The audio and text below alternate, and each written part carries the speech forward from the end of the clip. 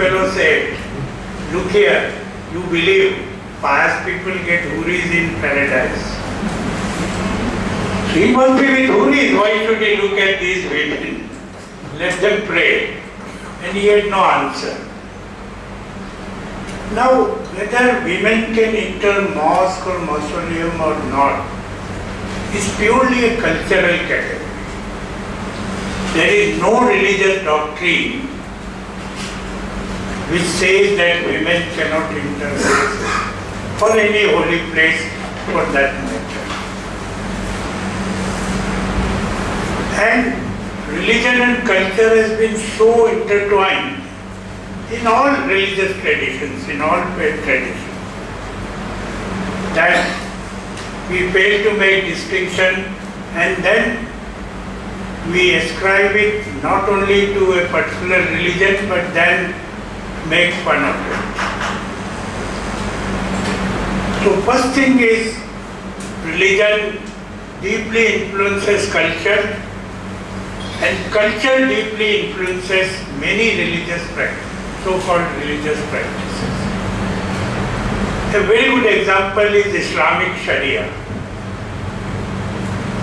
It is totally embedded in Arab culture. Most of the Arab practices were naturally thought to be part of Sharia, because those who codified early Sharia, for them Arab culture was taken for granted. And they could not think otherwise. So today, all those who are wanting reform and change and equal rights for women are arguing on these lines. What is laid down in Quran by way of basic principles and values are binding, not the Arab cultural practices. I would say more than 75% apart, because Sharia again is to be divided in two parts. One is what relates to ibadat, that is the relationship between human being and Allah.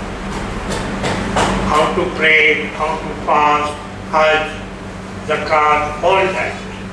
These are counted among ibadats.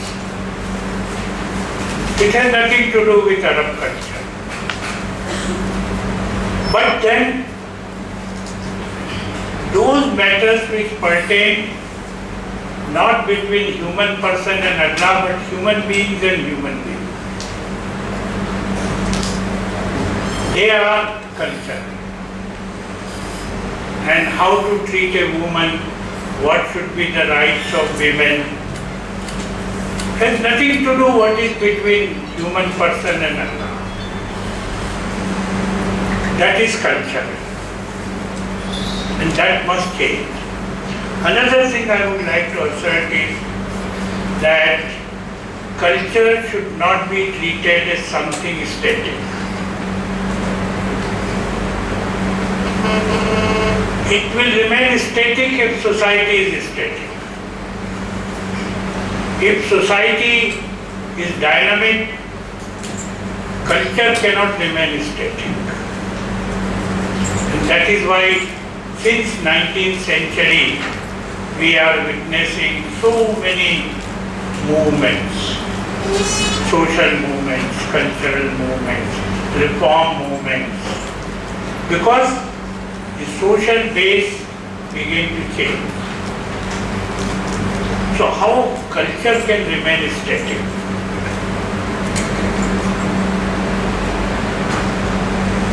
Thirdly, for any religious community, culture cannot be monolithic. There are Muslim cultures in India, not Muslim culture. from Kashmir to Kanyakumari, if you study diversity of Muslim cultures, you will be amazed. Within Kashmir itself,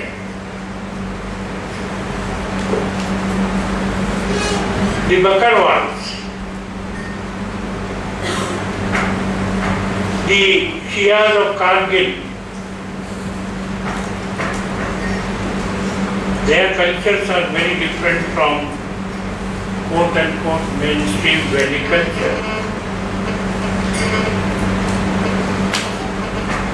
Bakarwals have their own organizations.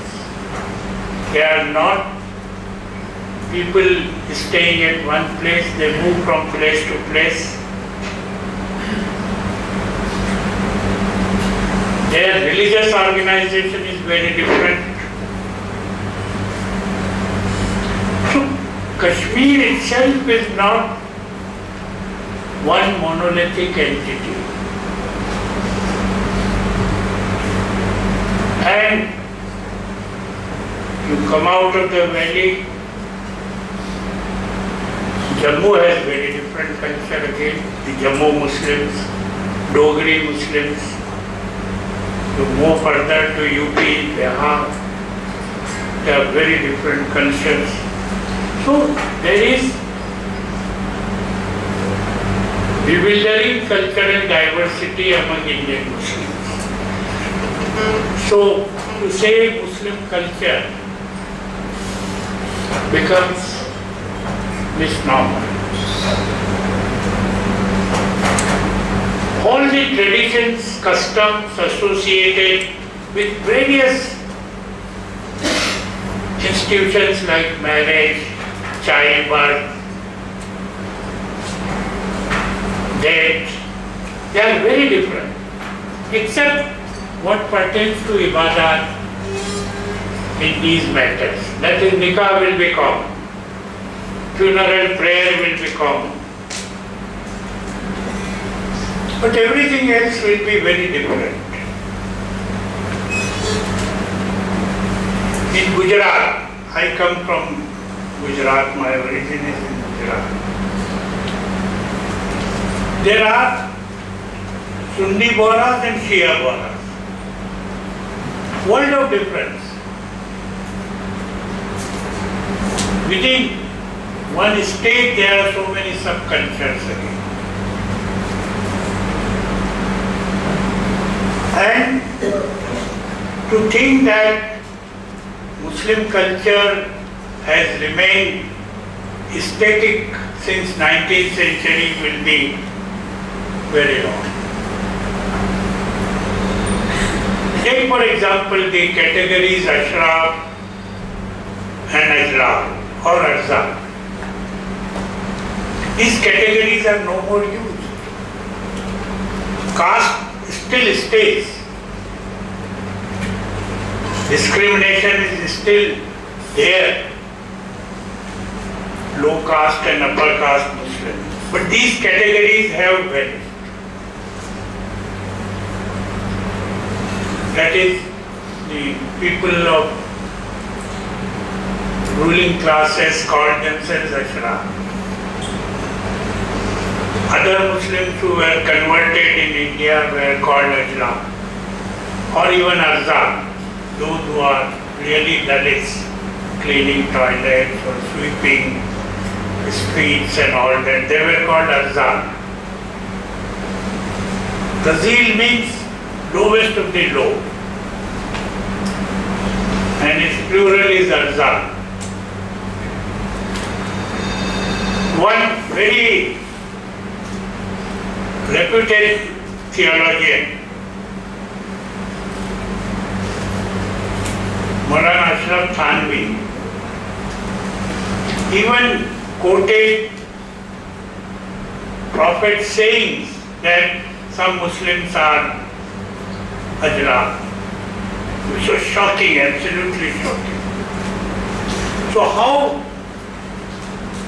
what society needs is theologically created.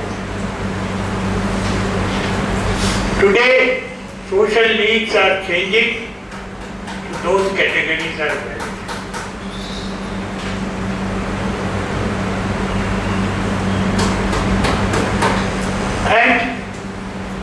Another thing, culture and development. There have been theories that culture has impact on development. Muslims don't develop because they have particular feudal culture. It was true in the past because Indian Muslims,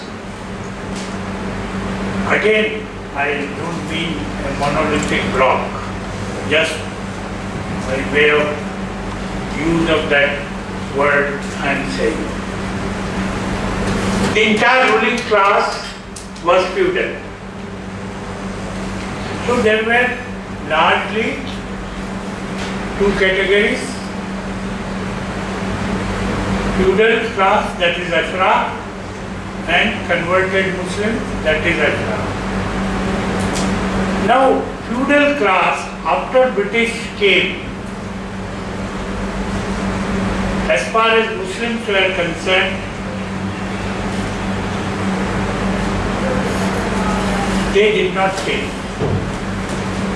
The feudal class remained feudal. They never took to capitalism. So, Indian Muslims failed to produce any capitalist class. And I am referring to pre-partition era. So, one theory is that Muslims don't have middle class. I mean, did not have middle class rather. Either there was feudal class or these artisans and Ashgar. But during British rule, slowly middle class began to come into existence thanks to Sir Syed Ahmad. He introduced modern education, built Mohammedan Anglo-Oriental College. So the scions of feudal class went to MAO College for modern education. It's very interesting to read the accounts of first generation of the students in MAO College. They used to come either on horseback, some even on elephant back, their own buggies. Their quarters were separate, servant quarters were attached, their servants will also come. All that was absolutely vanished. So as middle class came into existence, they went to British services, ICS, or other British services, IPS, Army. So they began to acquire modern culture. But their limitation was they remained a middle class. So the first middle class among Muslims which came into existence was from feudal class. And post-partition era, new middle class which is coming into existence is from artisan class. And it makes big difference in terms of dynamism. Another thing which is not known, even scholars who theorize do not study those movements, which are very crucial and important according to me. The women's education movement started way back in 19th century. And one Maulvi Mumtaz Ali Khan was product of this Deoband, Darul Uloom Deoband. He became great advocate of women's education and equal rights. He wrote a remarkable book, Hukukun Niswa, that is Rights of Women in Islam. I think it is as relevant today as it was in 19th century. I reprinted it and all the copies were exhausted. A remarkable tract Maulvi Mumtaz Ali Khan wrote. And he had married an illiterate woman. He educated her and made her editor of a woman's magazine.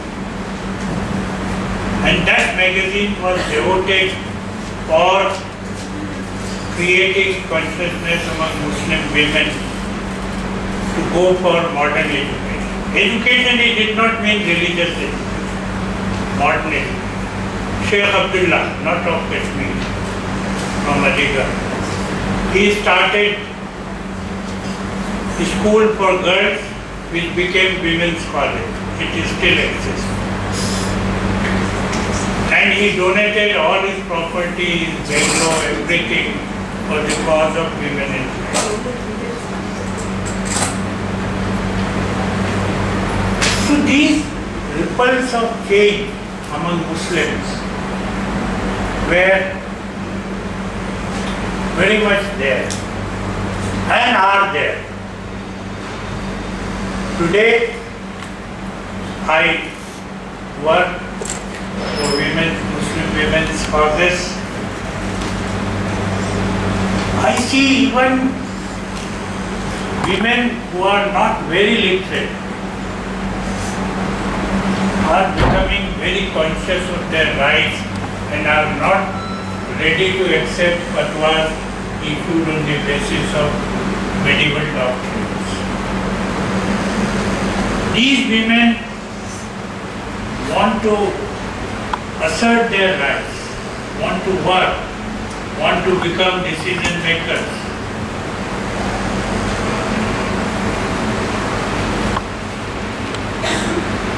Recently there was a press conference on women's reservation bill in Mumbai, and on that occasion one alim issued a fatwa that women's place is not parliament but their homes. So these women, I did not like that method, but nevertheless these women put up a picture of that alim and beat it with shoes. So what media does or what generally people do, they will form their opinion from this statement of alim, but they would not see the other side, whether women are accepting it. Now, I've been asked to stop the others, told to speak for half an hour. Now,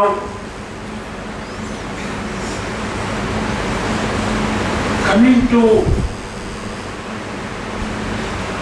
development of Muslims in India. As I said, Muslims are not a monolithic community. When we talk of development of Muslims, we are more concerned with North India. We have become North India centric as far as Muslims are concerned. Conditions are very different in North India, because in North India, as I said, there was either a feudal class or a draft class. And such a committee brings it out clearly when it says that there are hardly 4% Muslims in employment, government or other employment. Overwhelming number of Muslims is self-employed.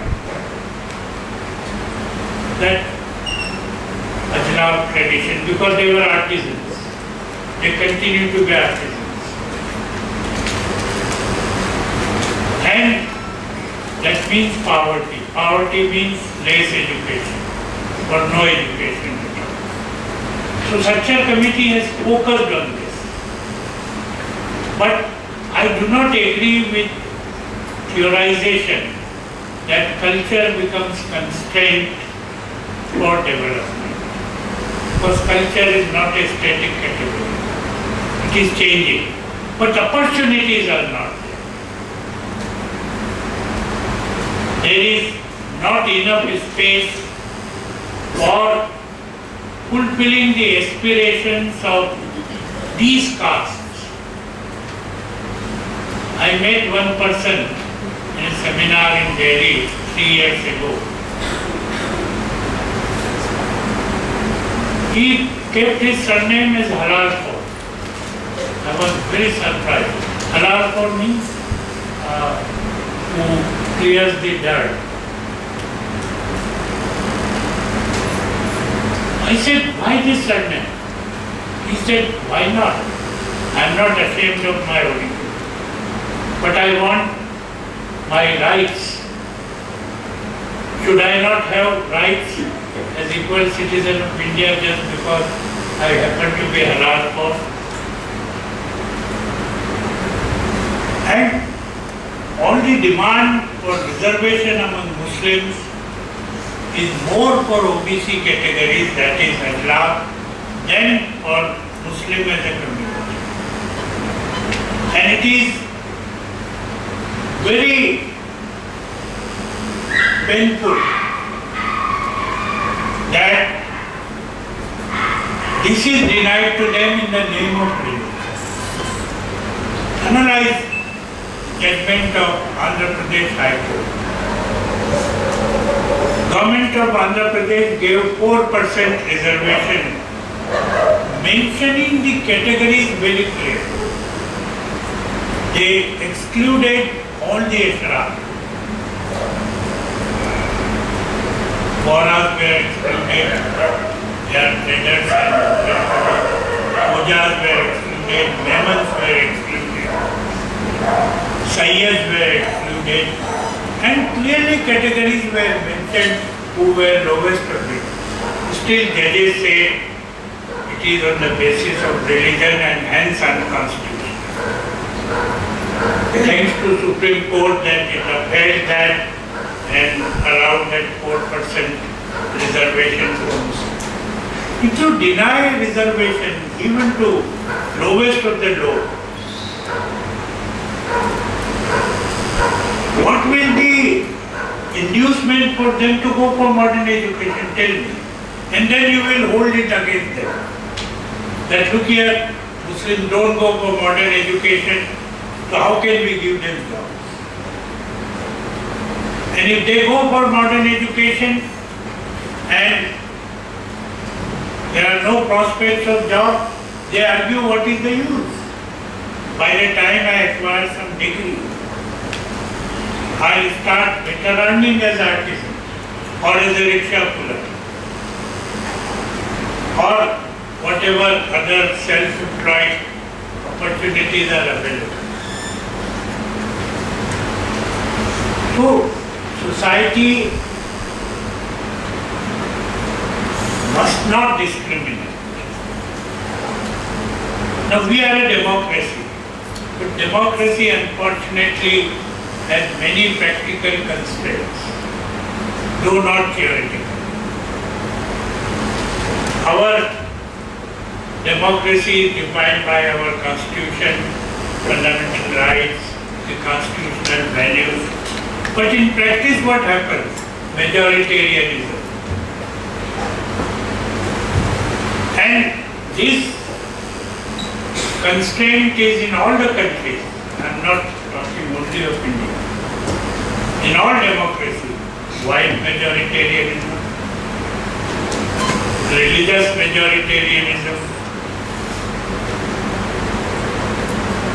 ethnic majoritarianism, everywhere. And it's very difficult to overcome this constraint in less developed nations. Even most developed nations are engaged. So, want to talk of less developed nations where there is more pressure for resources, for sharing resources. So, if we have to really build a plural society, India is striving for it. But one of the most powerful parties in this country, next to Congress, is deeply prejudiced against minorities. Why Rangnath Mishra Commission report is being ignored? Such a committee is much more in discussion. It has been accepted by the government because it does not mention reservation. Rangnath Mishra Commission says Muslims should be given 10% reservation and government does not want to touch it and does not want to place it in parliament because it is afraid of consequences that BJP will raise hue and cry and it may lose Hindu votes. Now what to do about this majority?